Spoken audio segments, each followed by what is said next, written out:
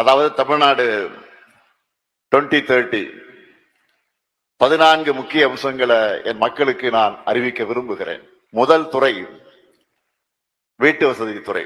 2030ஆம் ஆண்டிற்குள் கிராமப்புறங்கள்ல கலைஞர் கனவு இல்லம் திட்டத்தின் கீழ் 5 லட்சம் வீடுகளும், நகர்ப்புறங்கள்ல 2 லட்சம் வீடுகளும் கட்டி தேவைப்படும் ஒவ்வொரு குடும்பத்தின் கைகளிலும் சாவியை ஒப்படைப்போம்.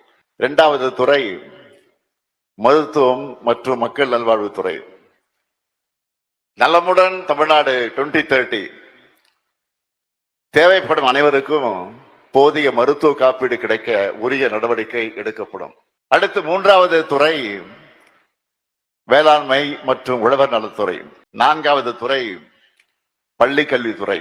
அனைத்து அரசு மற்றும் அரசு உதவி பெறக்கூடிய பள்ளிகளையும் 2030க்குள்ள 100 விழுக்காடு ஸ்மார்ட் கிளாஸ் ரூம் அமைக்கப்படும்.